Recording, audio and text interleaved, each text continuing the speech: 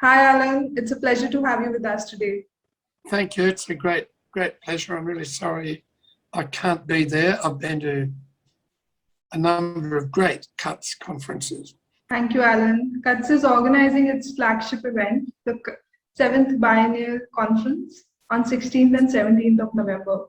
And as you are going to be one of our speakers and you've had a long-term association with CUTS, what do you think about the theme of the conference, which is building blocks for an inclusive and resilient economy, and its relevance in the times that we are in today?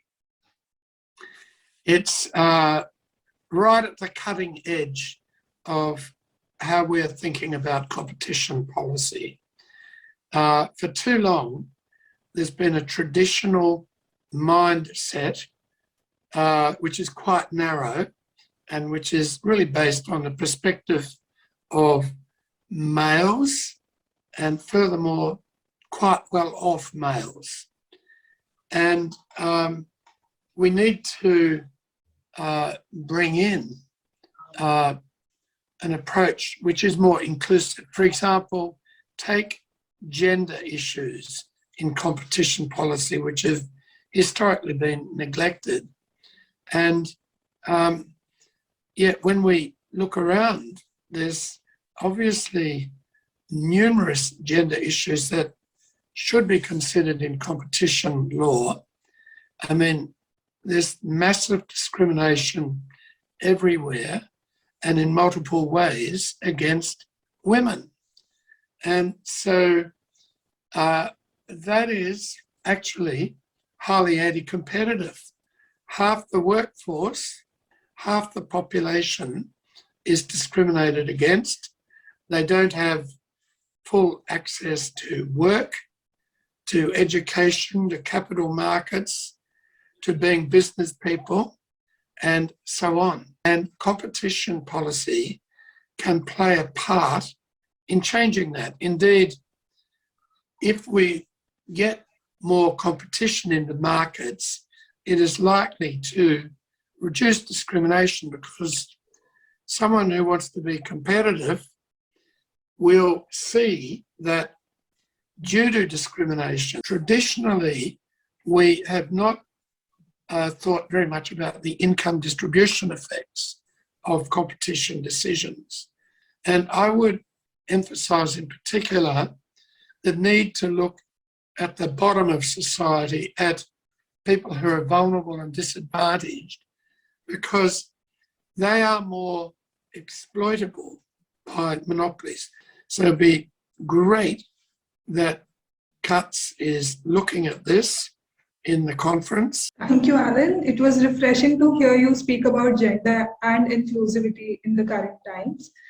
Moving further, small and medium enterprises were hit by the pandemic the most, which are considered to be the main sources for job opportunities.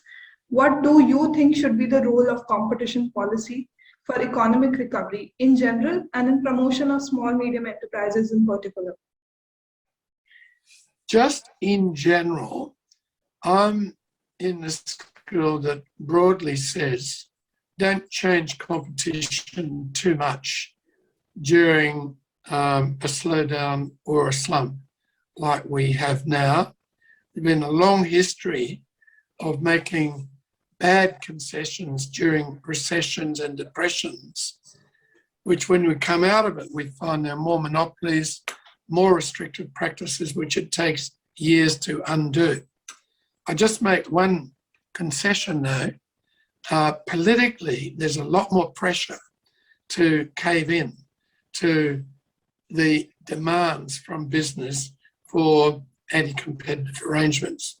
Now, turning to small and medium enterprises, they have, in my view, nothing to fear from competition, or they're winners from it.